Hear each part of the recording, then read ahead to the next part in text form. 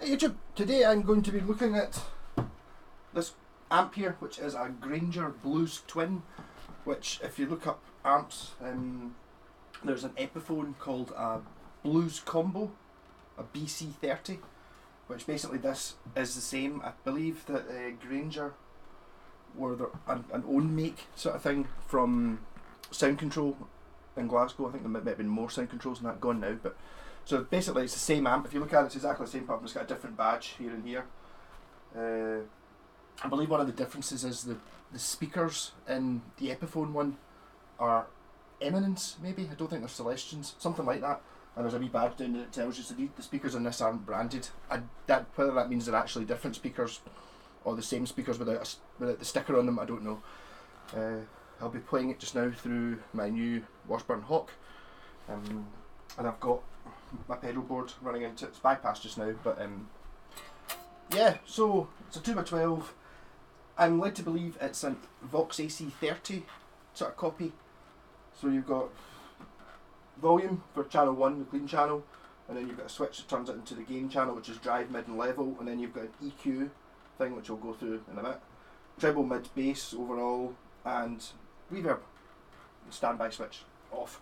There is a switch on the back which I believe cuts it down to 15 watts. I don't actually know whether that particular button is pressed just now, but I'll try pressing it in a bit.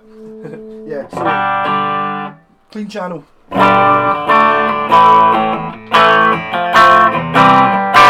Needless to say, this is a 30 watt valve amp, so I'll try and not stand in front of the mic. This is a 30 watt valve amp, so the volume is at like a half of one sort of. So it's not really, I mean, to be honest, it's not that much use to me. And here it's just too big.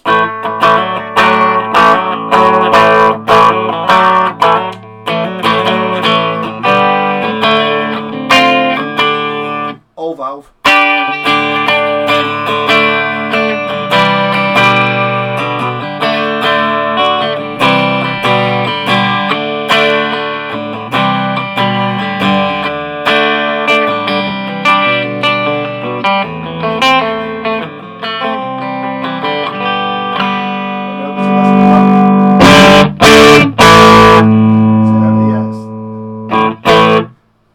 If you're playing gigs and stuff, obviously that sort of volume where you've got a rehearsal room, brilliant, but in a wee room like this. That's why I kind of transferred onto I bought a wee 15 watt Laney here combo. I used to use this Softec, but it's just, again, it's just too big. I mean, you're not really getting the full scope of the amp.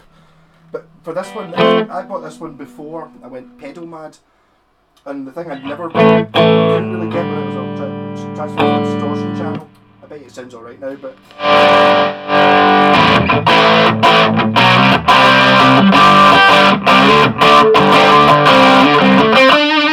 yeah, see now, I think a lot of this is to do with where you position these things. Before I always thought the distortion channel sounded pants, but to be honest, sounds pretty good.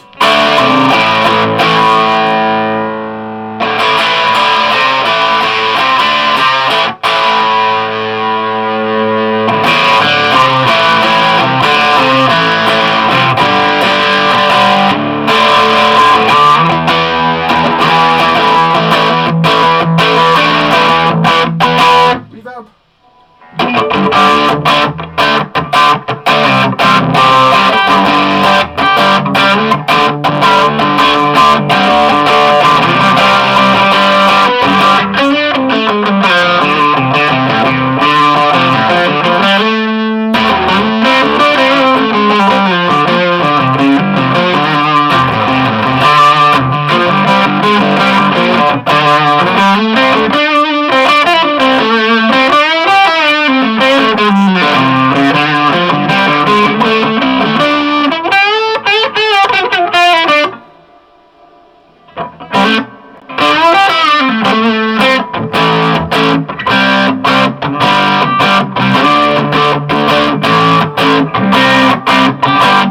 Very rarely use reverb, and that's not even up at half, and then the reverb, if you put it up, it's too much. Or maybe actually if I'm using clean and I was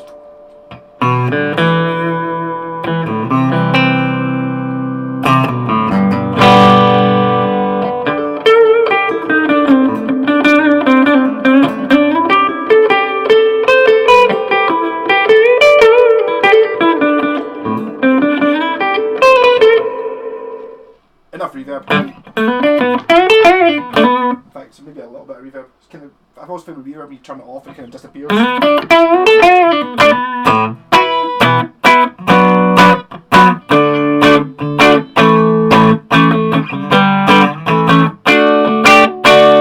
Yeah, so this EQ, which is independent or interactive, I assume one of them, basically, I think if you've got any of the dials above, it'll boost the volume, which I think is kind of what old Marshalls used to do. Don't comment on that. Well, you can comment on this if you want, but I'm not stating it as fact. But I think that's what it does. So if I turn on, that's it. That's it to interactive.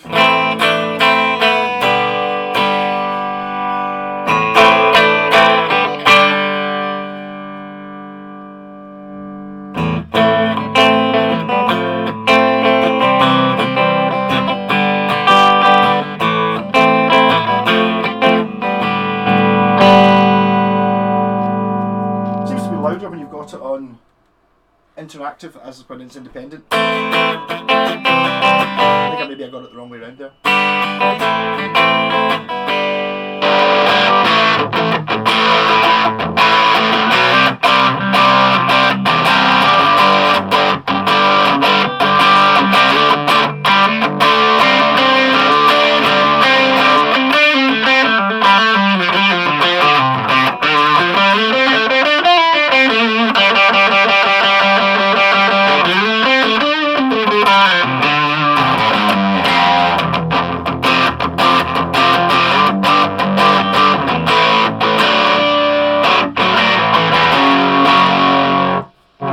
Find out whether the switch on the back, which makes it, if you look up the manual for the BC30, you'll see it say that I think it make it into an AB, or I'm not 100% sure what these things mean, but either makes it a Class A or a Class AB, whatever it is. The switch is somewhere around about, that's the fuse, there, so,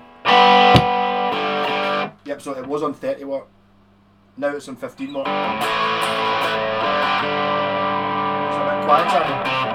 Okay, difference when you turn the volume channel on.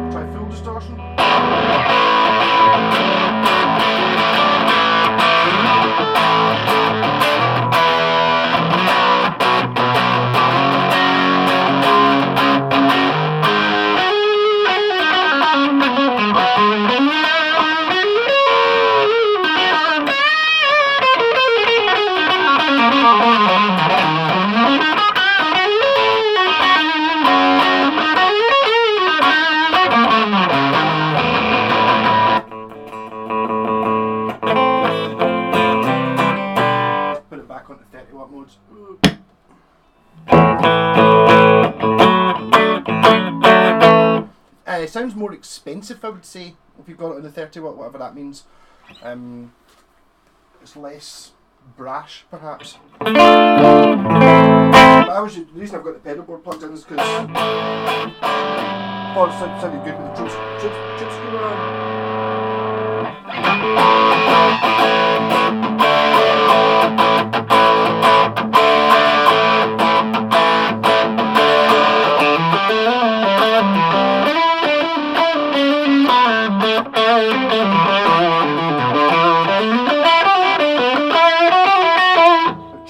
And we'll put the drive down a little bit.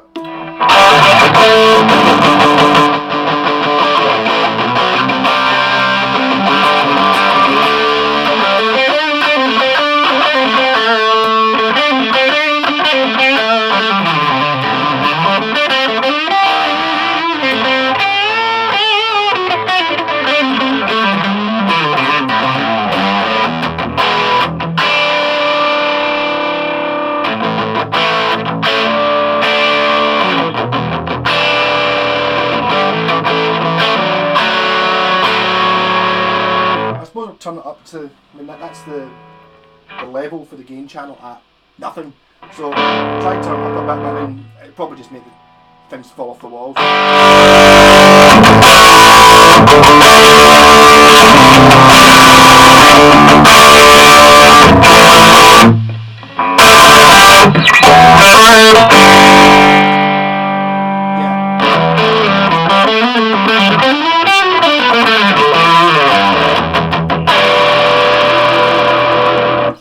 And as we all know, things just sound better when they're loud, but I can't. It's not enough use for me in here.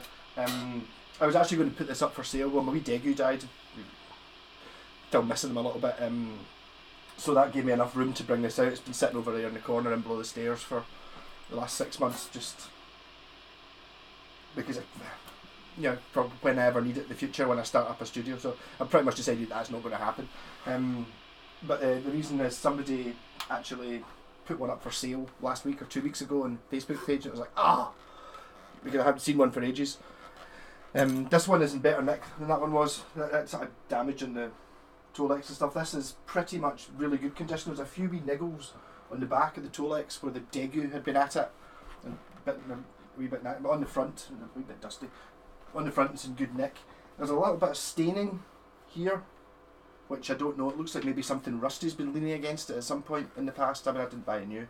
I've not really thought about how to clean that. I don't know if maybe just you actually wonder if maybe even just like a slightly damp sponge might clean it off a bit.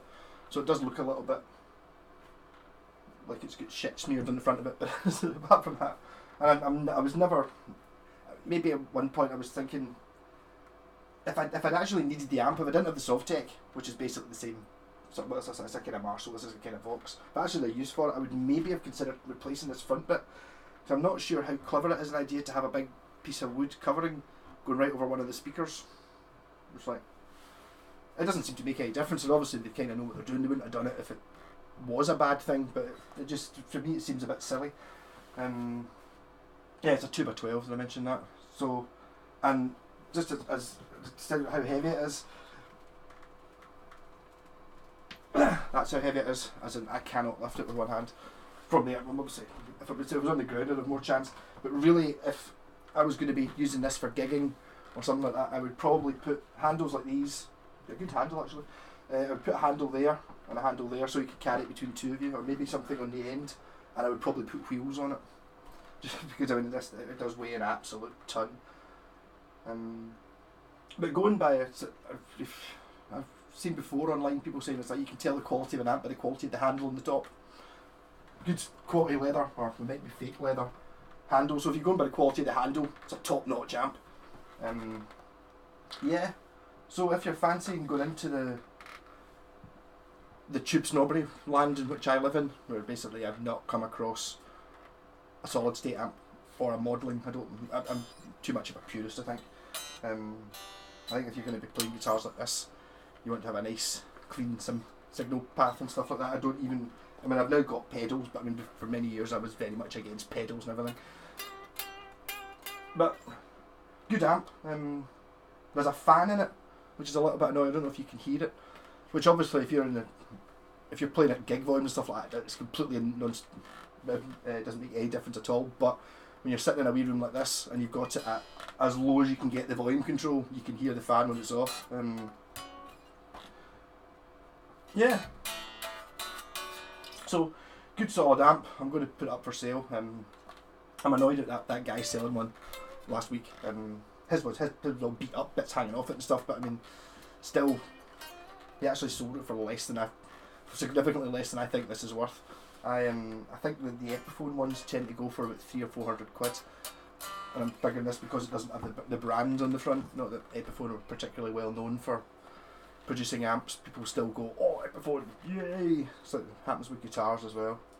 A number of guitars I see that are, people, I find it hard to believe people spend 400 or 500 quid on an Epiphone Les Paul. It's like, yeah, because it's got the name on it. I mean, obviously, even a Gibson Les Paul, something like this, would just absolutely wipe the floor with it in every category. Okay, rock and roll.